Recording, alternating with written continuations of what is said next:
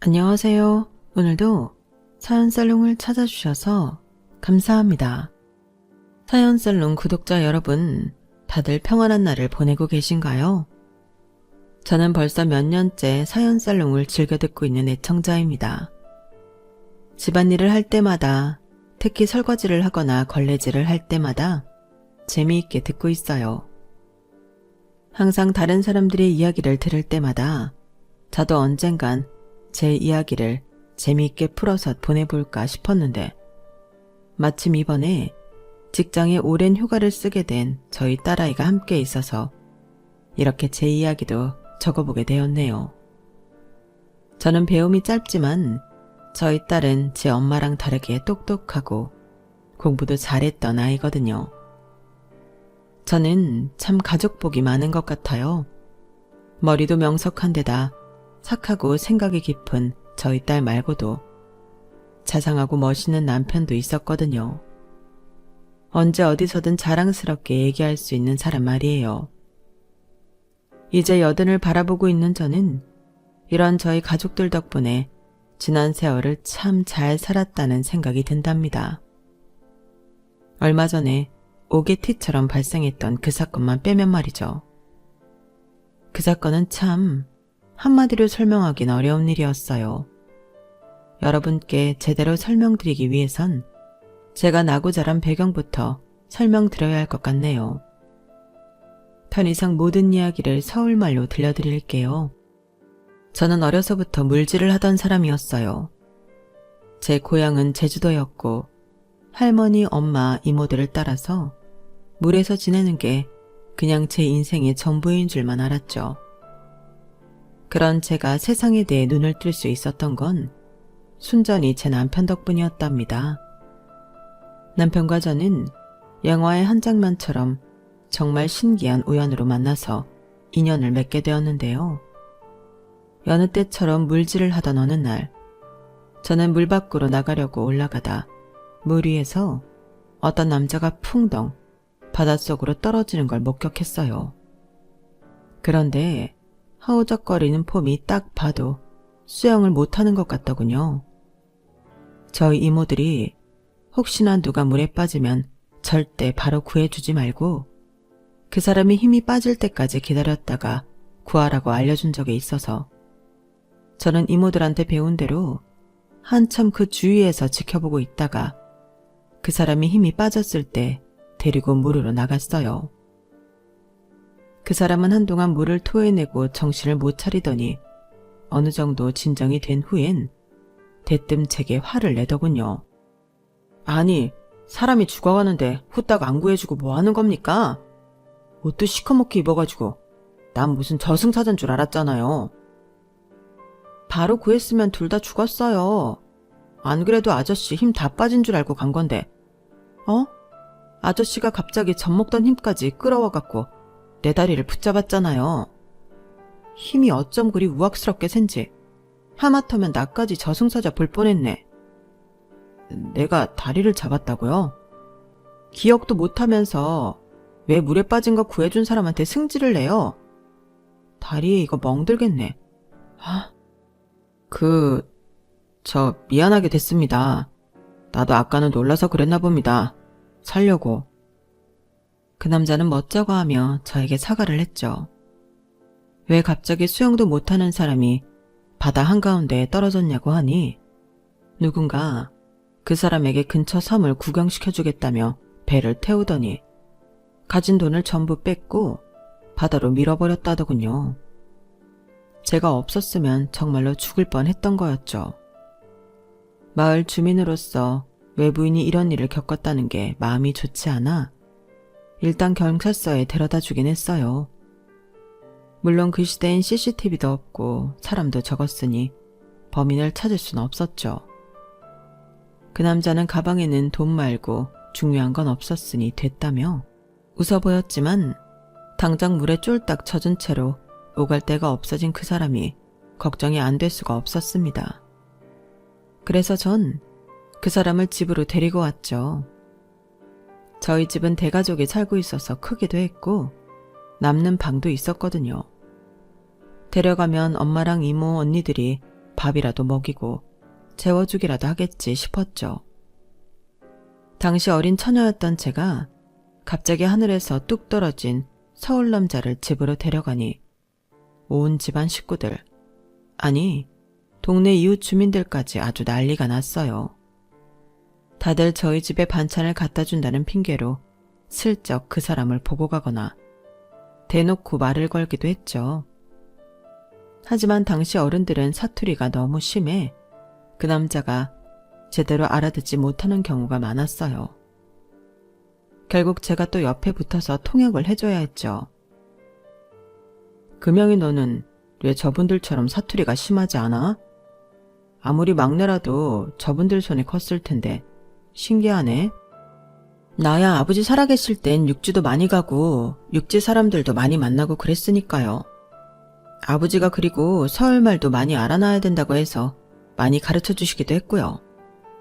나도 동네 사람들이랑만 있으면 사투리 쓰죠. 지금은 아저씨랑 말하니까 서울말 쓰는 거예요. 지금 쓰는 말이 서울말은 아니지. 단지 네 말투는 저분들만큼 심한 사투리를 안 쓰는 것뿐이야. 그게 무슨 소리예요? 지금 아저씨랑 말할 때는 서울말 하고 있잖아요. 그래, 그런 걸로 하고. 근데 너 왜 자꾸 나보고 아저씨라 그래? 나 그래봤자 너랑 4살 차이밖에 안 나는데 오빠라고 해, 오빠라고. 참나, 아저씨는 어른이잖아요. 너도 곧 어른이거든? 그렇게 그 사람과 티격태격하며 지내다 보니 저도 모르게 정이 들고 말았어요.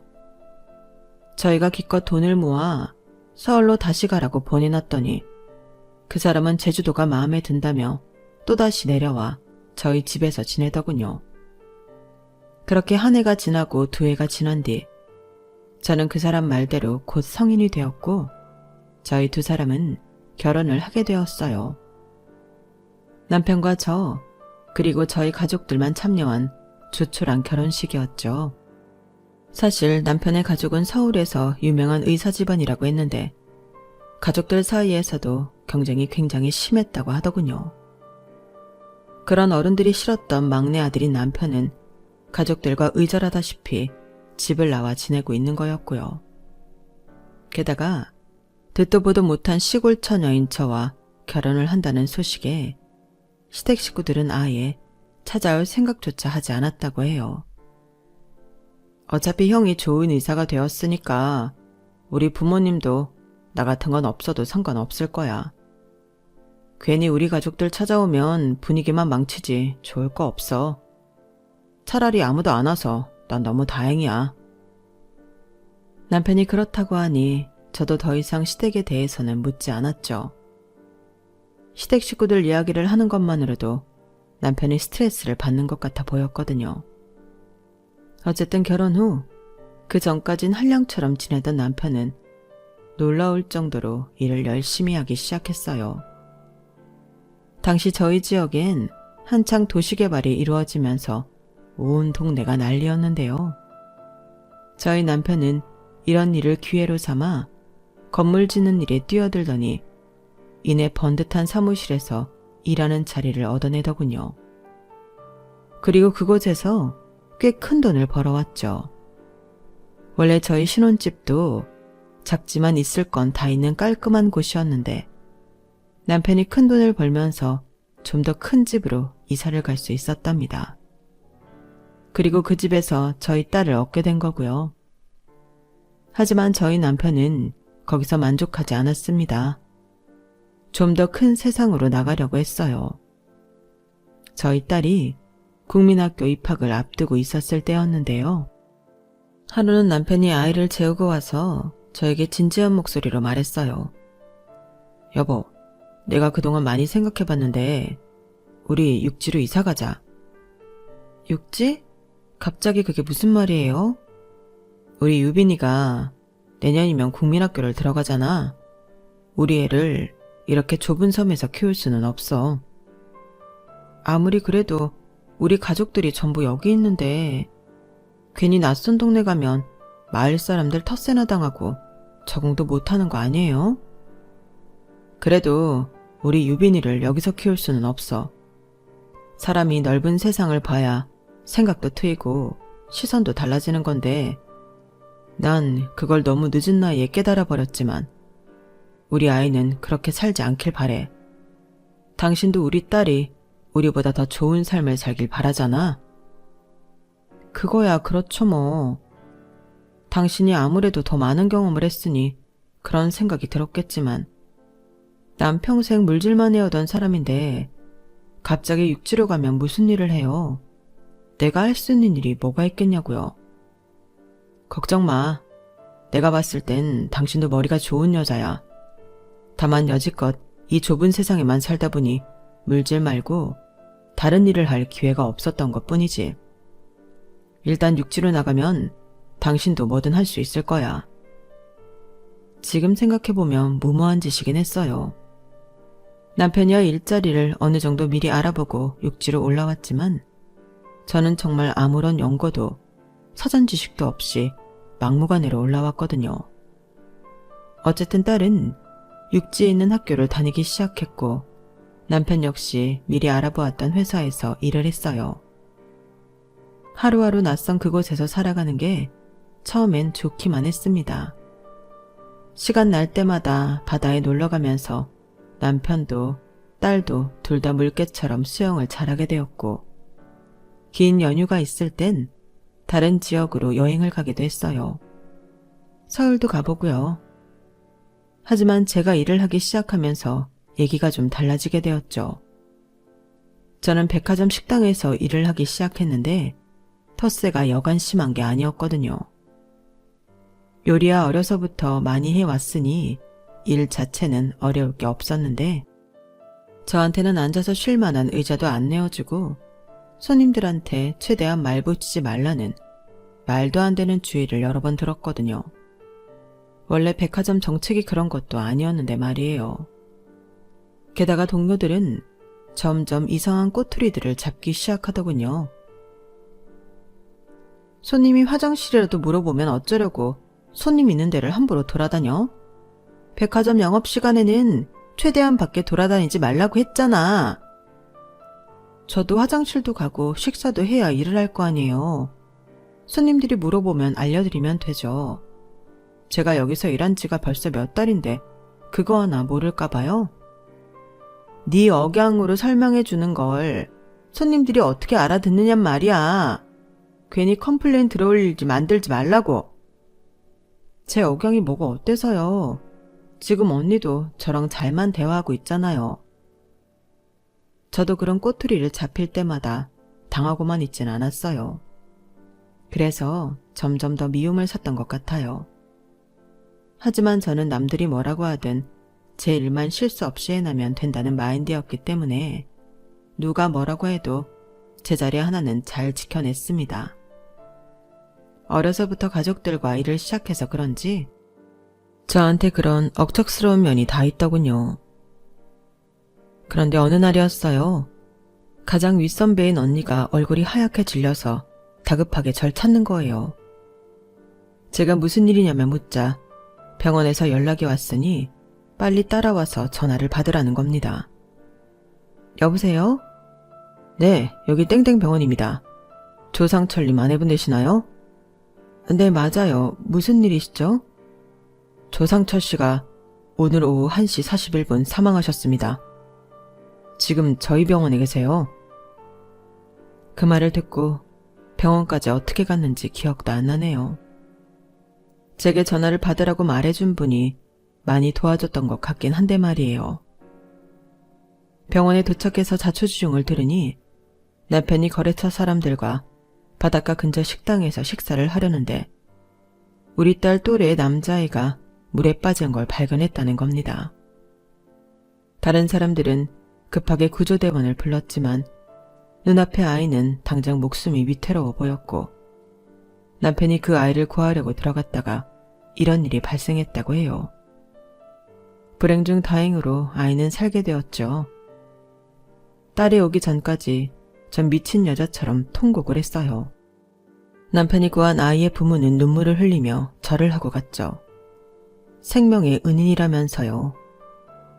엉엉 울며 딸이 도착하고 다른 조문객들도 오시면서 저도 억지로 몸과 마음을 추슬렀던 것 같네요.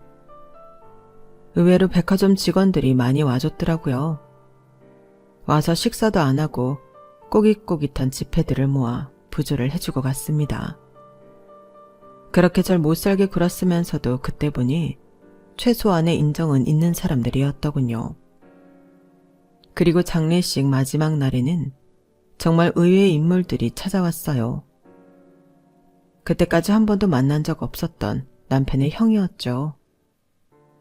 그 전에 이미 연락이 갔을 텐데도 시댁 식구들 중 아무도 모습을 드러내지 않아서 당연히 아무도 오지 않을 거라 생각했는데 아주버님은 남편의 영정사진 앞에서 남편에게 화를 잔뜩 내시며 엉엉 우셨습니다. 오히려 제가 나서서 다독이고 진정을 시켜드려야 했을 정도로요.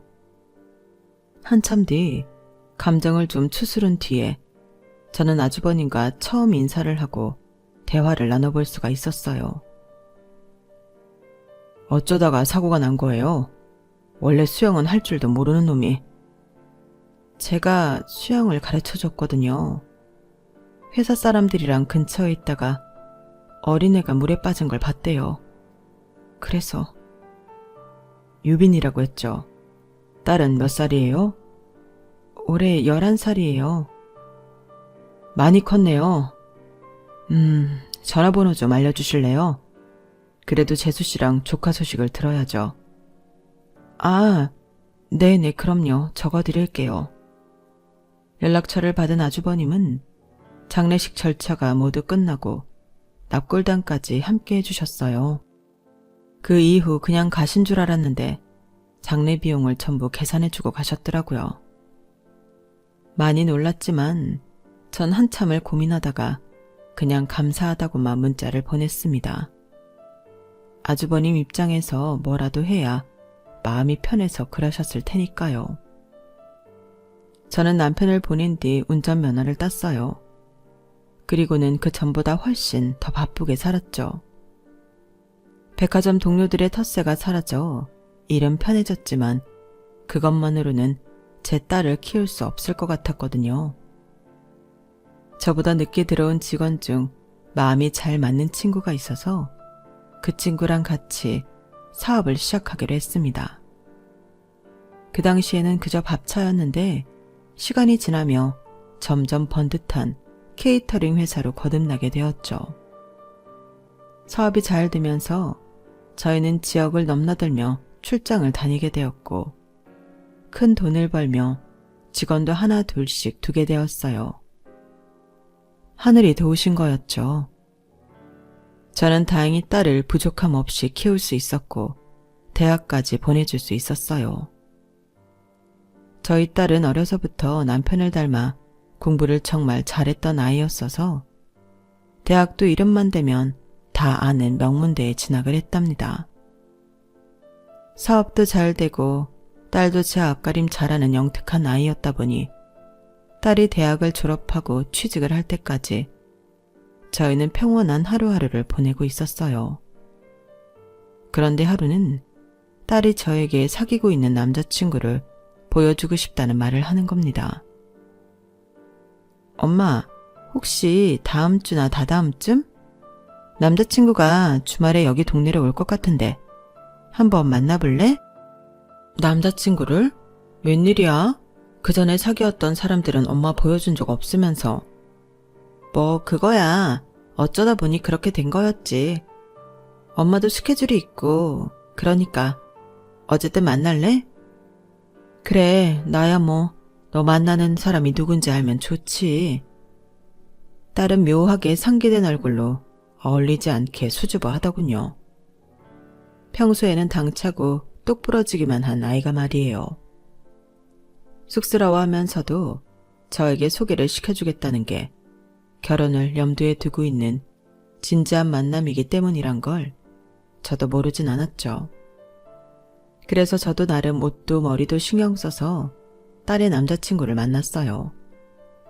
딸의 남자친구는 치과 의사였는데 대학병원에서 일하는 중이라고 하더군요. 딸과는 지인 소개로 만났는데 처음 봤을 때부터 잘 맞았다고 해요. 치과 의사라고 해서 돈은 잘 벌겠구나 하면서도 또 한편으로는 남편이 살아있었다면 별로 좋아하진 않았겠다 싶긴 했죠. 복잡한 마음으로 딸의 남자친구를 만나는 자리에 일찍 나가 기다렸는데 잘 관리된 국산 세단이 카페 앞으로 들어오는 거예요. 바로 딸의 남자친구였죠. 제가 먼저 카페에 들어와 있는 걸 알고 후다닥 들어와서 사과부터 하더라고요. 어머님, 안녕하세요. 유빈 씨 남자친구 최성훈이라고 합니다. 제가 먼저 와 있었어야 하는데 죄송해요. 아유, 반가워. 지금 2시 50분인데 뭐. 괜찮아. 내가 일찍 왔어. 혹시 간단한 케이크나 쿠키를 더 시킬까요? 디저트류 괜찮으세요? 유빈이 너 먹을래? 둘이 편한 대로 해. 난 괜찮아. 오빠, 케이크 2개만 사줘. 엄마 치즈케이크 좋아해. 그래? 알았어. 그럼 제 커피 시키면서 간단하게 사오겠습니다. 사람이 사람을 보면 첫인상 느낌이라는 게 있잖아요. 딸의 남자친구는 처음 봤을 때부터 바르고 성실한 사람이라는 느낌이 강했어요. 사람이 악하다는 느낌은 전혀 없었고 오히려 검소하고 실속이 있어 보였죠. 이야기를 나눠보니 그럴 만한 이유가 있었다고 해요. 그 친구는 갓 20살이 되자마자 부모님 2분을 모두 사고로 잃은 뒤 3살 터울의 여동생을 홀로 뒷바라지하면서 살아왔다고 하더군요.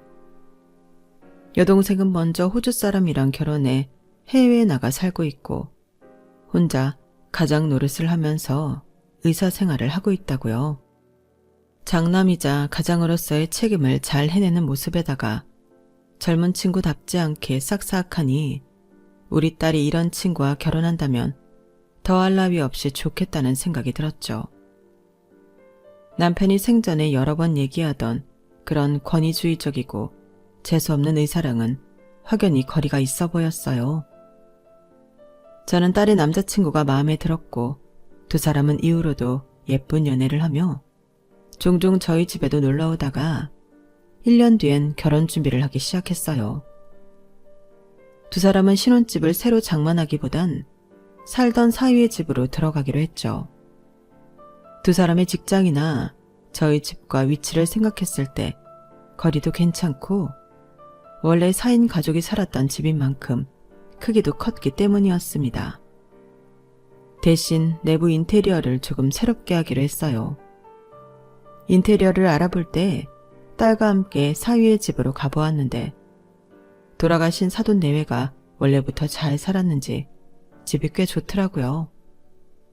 가끔 사위가 혼자 가장 노릇을 했다면서 아르바이트 경험은 전혀 없다고 해서 아무리 의대생이라 시간이 없어도 버는 돈 없이 생활이 가능한가 싶었는데 물려받은 유산도 상당했나 보구나 싶었죠. 어쨌든 사위가 생각보다 여유로워서 딸 가진 엄마로서 전 내심 안심했네요. 딸과 사위는 아름다운 결혼식을 마치고 세상에서 가장 예쁜 부부가 되었어요. 저는 2사람의 신혼생활을 방해하고 싶지 않아서 결혼 뒤에는 웬만하면 거리를 두려고 했죠.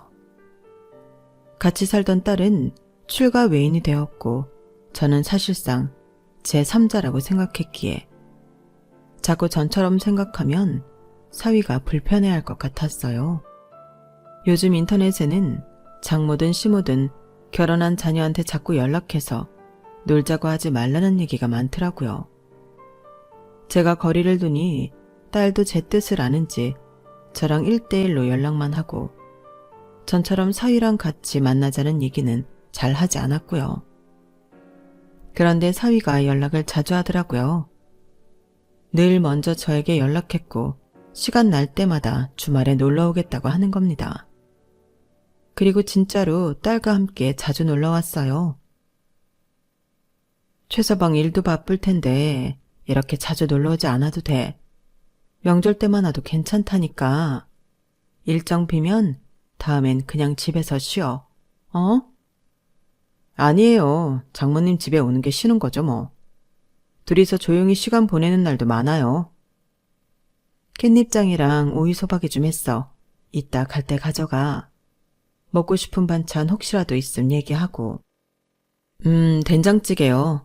장모님 된장찌개가 진짜 맛있잖아요. 주기적으로 꼭 생각난다니까요. 혼자인 절 챙겨주려는 사위 마음이 고맙고 기특해서 전 딸과 사위가 올 때마다 생일상처럼 밥상도 차려주고 가져가서 먹을 밑반찬까지 미리 싸놓곤 했죠. 문제가 거기서부터 시작이 될 줄은 꿈에도 모른 채 말이에요. 근데 장모님, 저번에 주신 겉절이는 너무 짜던데요. 좀 더 슴슴했으면 훨씬 맛있었을 텐데.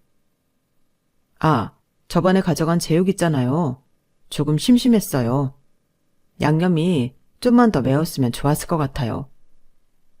이번에 주시는 무생채는 저번보다 좀 달게 해주시면 안 돼요? 아이, 장모님, 저 음식 달게 먹는 거 아시면서. 시간이 점점 지날수록 사위가 반찬 투정을 부리기 시작한 거예요. 처음엔 전혀 그런 말 없이 잘만 먹었는데 자주 만나고 서로가 편해지면서 점점 이러쿵저러쿵 지적질을 하더군요. 오죽하면 저희 딸이 짜증을 내며 주는 대로 감사히 먹으라며 한 소리를 했는데 사위는 그 말은 들은 척도 안 하고 지적질을 멈추지 않았어요. 저도 좋은 마음으로 음식을 해준 건데 은근히 열이 받더군요. 그래도 저 대신 딸이 그때마다 사위를 나무라니 저까지 나서서 뭐라고 하진 않았습니다. 그래도 사위가 없는 시간 쪼개서 절 보러 와주는 게 여전히 고마웠거든요. 하지만 얼마 뒤 저는 사위에게 정말 크게 실망하게 되는 일을 겪고 말았는데요. 저희 친정엄마가 건강이 많이 안 좋아지시면서 제가 언니들과 함께 친정집에 내려가 지내는 날이 많았을 때였어요. 제가 케이터링 일을 최소한으로 줄이고 친정 일을 도우며 지내자 딸과 사위도 저희 친정으로 내려오는 일이 많았죠. 사위는 결혼식 때만 저희 친정 식구들을 보고 실제로 제주도로 내려온 건 그때가 처음이었어요. 그런데 저희 친정집을 본 사위의 반응이 정말 가관이었습니다. 저희를 무슨 난민처럼 보는 거예요. 화장실에 저 자주색 변기는 뭐야? 저거 너무 심한 거 아니야? 색만 저럴 뿐이지 이모들이 늘 청소해서 깨끗해. 왜 이리 유난이야? 요즘 저런 색 몰딩이면 사람들 다 기겁하는 거 몰라? 주방은 또 왜 이리 천정이 낮아? 이런 데서 사시는 거야? 따뜻하고 깨끗하고 잘만 쓰는데 뭐가 문제야? 할머니랑 이모들 키에는 이게 딱 맞는 거야. 호들갑 좀 그만 떨어. 이런 집에서 사람이 어떻게 사는 거야 대체? 할머님이 말씀하시는 거 알아듣지도 못하겠어. 당신더러 서울 깍쟁이라고 하신다. 제발 얌전히 좀 있어. 사람 많이 사는 집이라서 이런 거야. 서울 말을 알아들으셔? 뭐라고? 당신 정말. 저희 친정집이 아무래도 옛날 집이라 낡긴 하지만 어디 고장나거나 불편한 곳 있으면 그때그때 수리를 했기 때문에 깨끗하기도 하고 저희 가족한테는 굉장히 편안한 공간이었거든요.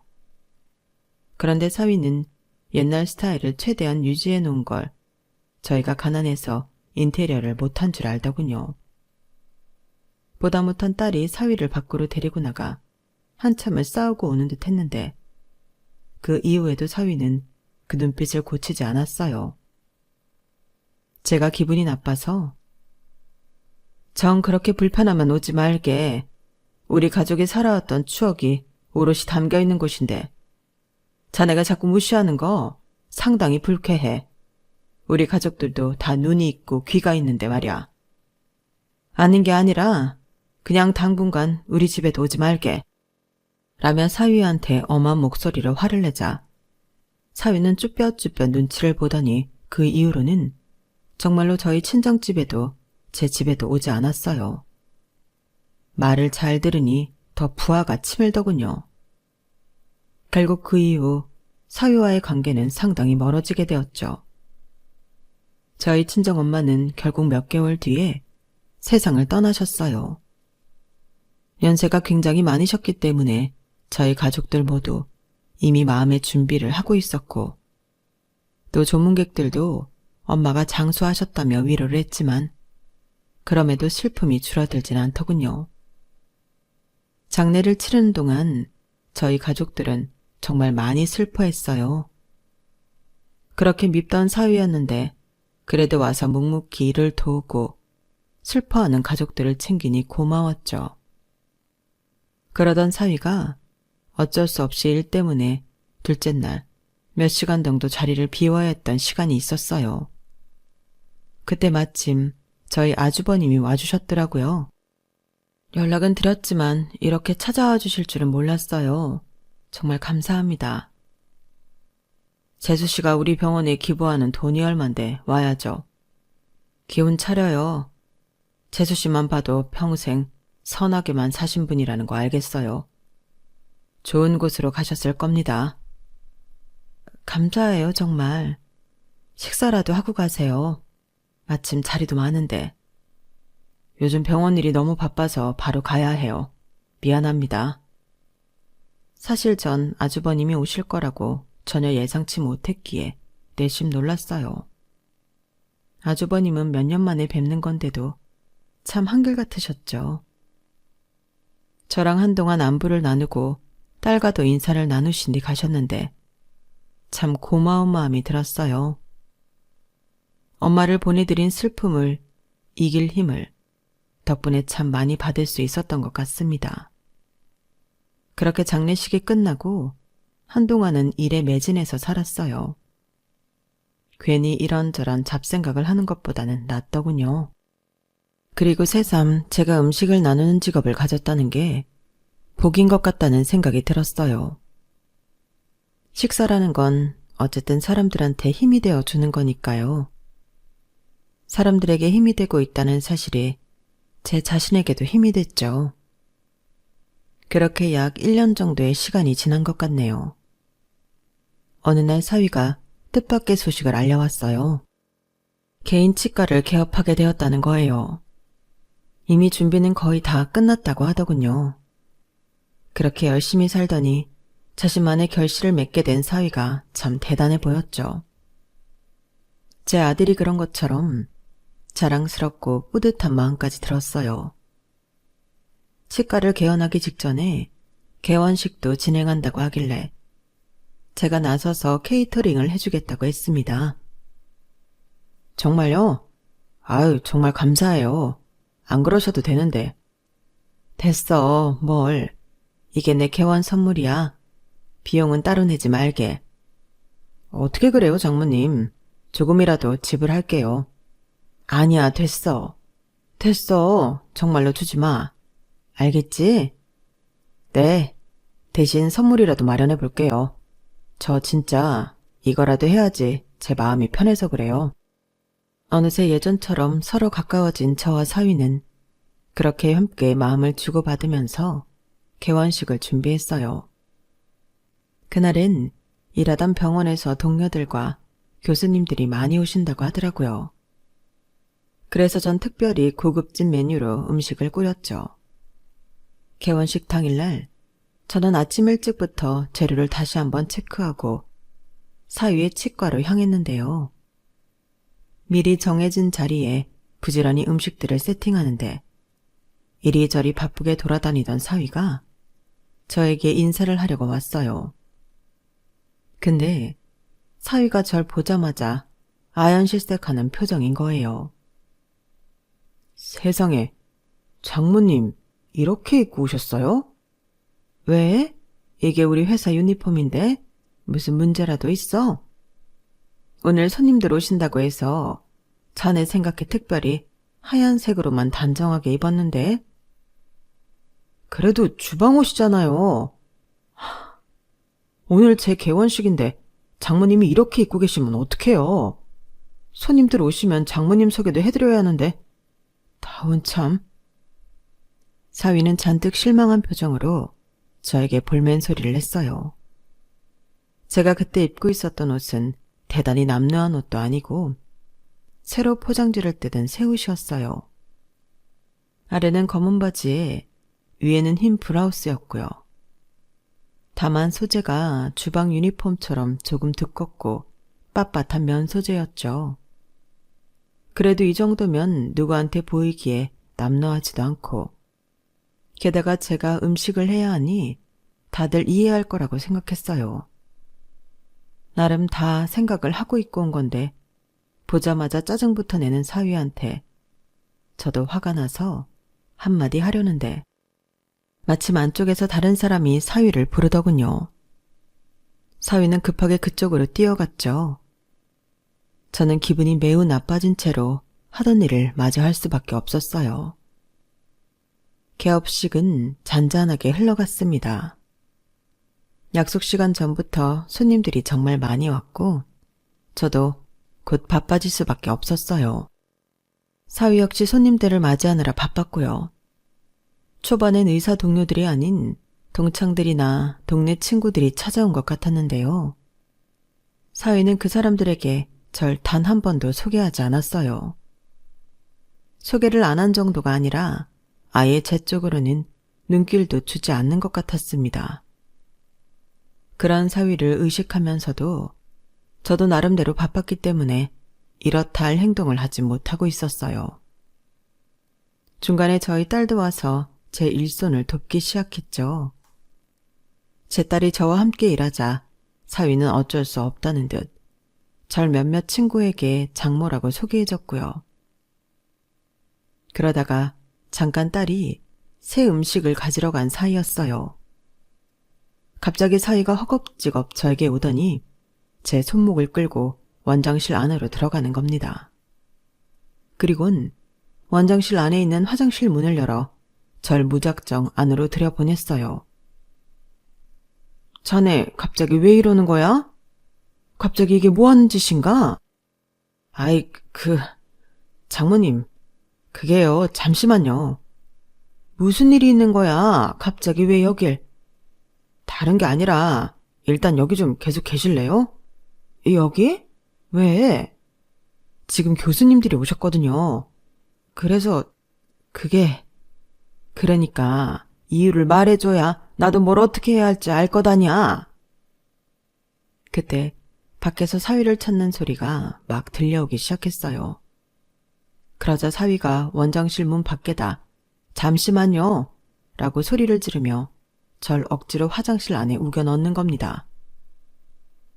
아이, 쪽팔리니까요. 사람들한테 어떻게 요리하는 장모님을 소개해요? 사투리도 그렇고. 하여간 잠깐만 나오지 말고 여기 계세요. 절대 나오시면 안 돼요. 진짜 중요한 분들 오셨단 말이에요. 뭐라고? 이봐, 최서방. 지금 무슨 소릴? 제가 황당해하는 사이 사위는 재빨리 화장실 문을 쾅 닫아버리고 밖으로 나가버렸어요. 저는 화가 머리끝까지 나서 곧바로 화장실 문을 박차고 나갔죠. 그리고 원장실 문까지 벌컥 열어 젖히고 밖으로 나가자 주변 사람들이 전부 제 쪽을 쳐다보더군요. 어느새 병원 로비 반대편까지 가 있었던 사위는 제 쪽을 쳐다보고는 뜨악한 표정으로 다급하게 제 쪽으로 다가오려고 했어요. 그렇지만 원장실 문 바로 앞에 있던 사람들이 더 빨랐습니다. 거기 서 있던 교수들이 절 보고 반갑게 먼저 인사를 해온 것이었어요. 아니, 권 여사님이 여기 어쩐 일이십니까? 어머, 안녕하세요. 허 교수님, 교수님이야말로 여기 어쩐 일이세요? 저도 아는 얼굴이 보여 내심 깜짝 놀랐어요.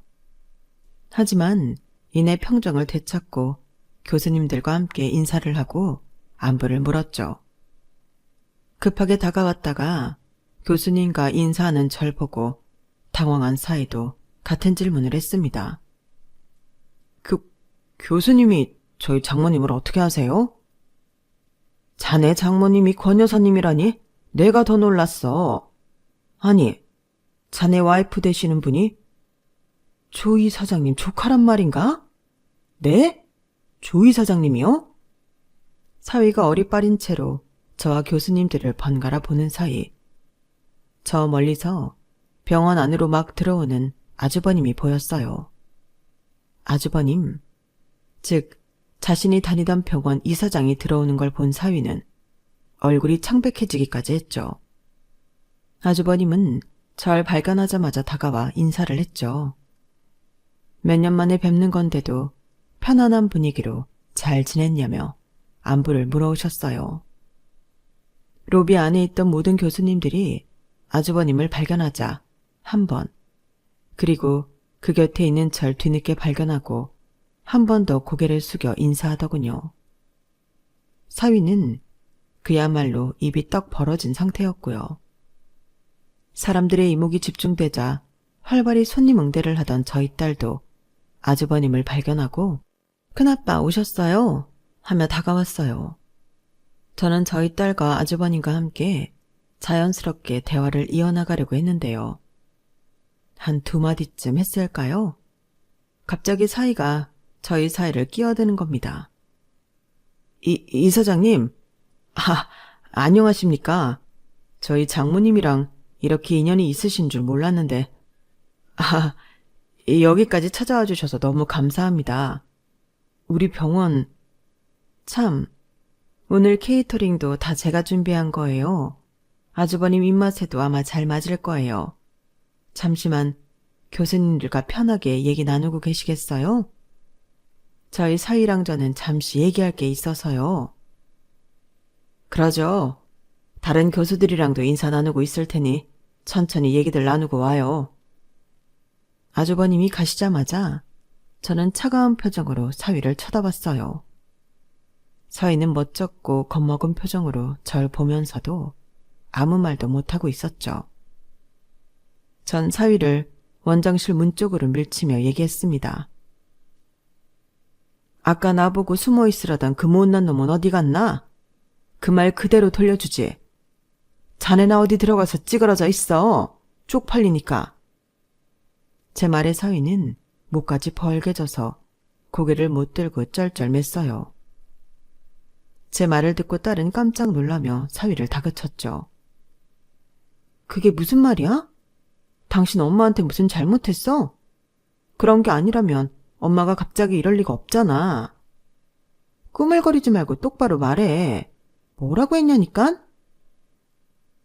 요리하는 장모 다른 손님들한테 보여주기 쪽팔리댄다. 그러면서 날 원장실 안에 있는 화장실에 가두려고 하더구나. 뭐라고? 당신 엄마 말 진짜야? 정말 우리 엄마한테 그딴 소리 했냐고. 안 되겠다. 이리 들어와. 머리 끝까지 화가 난 딸은 사위의 멱살을 잡고 원장실 안으로 들어갔고 그 사이 저와 아주버님이 다른 손님들과 이야기를 나누며 시간을 보냈어요. 사위가 한동안 자리를 비워도 별로 찾는 사람도 없더군요. 어쩌다 한두 사람이 최 원장 어디 갔냐고 물으니 아주버님이 대충 둘러대 주셨고요. 나중에 얘기를 나눠보니 멀리 계신 줄 알았던 아주버님이 저희 일을 다 알고 계시더라고요. 눈치가 엄청 빠르셨어요. 한참 뒤 원장실에서 나온 사위는 어색한 표정으로 늦게나마 손님들과 어울렸고 잠시 저희 아주버님께 불려가 구석에서 한동안 둘이 얘기를 했어요. 무슨 대화를 나눴는지는 모르겠지만 사위는 거의 울듯한 표정이었죠. 그렇게 그날은 모두 사위와 어색해진 채로 마무리가 되었어요. 저도 기분이 이미 상당히 상해 있었기에 개업식을 마치는 대로 뒷정리를 직원들에게 맡긴 뒤 나와버렸고 아주버님은 이미 그 전에 가시고 없었어요. 그리고 저녁 늦게 딸이 제 집으로 와서 자더군요. 대충 무슨 일인지 알 것 같아 저는 딸에게 이것저것 묻지 않고 조용히 혼자 있게 내버려 뒀어요. 그리고 그 다음 날 잔뜩 피폐해진 몰골로 사위가 제 집 앞을 찾아왔습니다. 사위는 초인종도 누르고 문도 두드리며 대화를 하고 싶다고 했어요. 저와 딸은 한참 동안 대꾸도 안 하고 있다가 1시간쯤 뒤에 나갔죠. 계단 난간에 처량하게 앉아있던 사위는 드디어 문이 열리자 용수철처럼 앉은 자리에서 튀어오르더니 저희한테 냅다 무릎부터 꿇더군요. 죄송합니다, 장모님. 제가 그날 했던 실수는 정말 어처구니 없는 실수였어요. 정말 말도 안 되는 짓을 저질렀습니다. 앞으로 다시는 이런 일 없도록 하겠습니다. 장모님, 제발 이번 한 번만 용서해 주세요. 정말 다시는 이런 바보 같은 실수를 저지르지 않겠습니다. 내가 당신 이번만 실수한 거 아니라고 했지? 그 전에 우리 이모들한테 한 건? 그 전에 반찬 가지고 웃기는 소리 한 건? 사과할 거면 지금까지 우리 엄마한테 실수했던 모든 걸 사과해야지. 네, 아내 말이 맞아요. 이전에 제가 장모님 가족분들께 한 말, 그리고 생각 없이 내뱉었던 말들까지 모두 제가 잘못했어요. 제가 정말 바보 천치 같은 놈이었어요. 저 정말 어젯밤을 꼬박 새워서 뉘우치고 또 뉘우치고 왔어요. 장모님, 제발 한 번만 용서해 주십시오. 저 정말 유빈이랑 이혼하고 싶지 않습니다. 딱 한 번만 더 기회를 주세요. 자네가 정말로 뉘우쳤는지 내가 어떻게 아나? 나는 사람들이 하는 말은 믿지 않아. 막말로 어제 이 사장님이 들어오시지 않았다면 자네가 지금처럼 나한테 무릎까지 꿇었을 일은 없었을 것 아닌가. 내가 자네 생각보다 높은 위치에 있다는 걸 몰랐다면 끝까지 이런 사과는 받지 못했겠지. 나는 자네가 자네보다 약해 보이는 사람들에겐 그렇게 막대하는 인간이라는 거 자체가 마음에 안 드네. 자네의 그 썩어빠진 인성 자체가 마음에 안 든다고. 그걸 못 고친다면 우리 유빈이랑은 헤어지는 게 맞아. 네. 장모님 말씀이 다 맞아요. 제가 그런 인성을 못 고치면 헤어지는 게 맞죠. 하지만 저 정말 고칠 거예요. 제가 제대로 개가천선하는지 아닌지 한 번만 지켜봐 주세요. 저 정말로 제대로 반성했어요. 그래, 자네가 그렇게까지 얘기하니 그럼 딱 한 번만 더 기회를 주겠어. 하지만 다음에 또 이런 일이 벌어진다면 그땐 절대 그냥 넘어가지 않을 거야. 알겠어? 네, 장모님, 감사합니다. 앞으로는 정말 달라진 모습 보여드릴게요. 우리 엄마가 착하니까 이 정도만 하고 넘어가 주는 거지. 다음엔 진짜 얄짤없을 줄 알아. 그땐 엄마가 말려도 내가 당신이랑 이혼할 거야. 알았어. 딸은 사위에게 한 번 더 으름장을 놓았어요.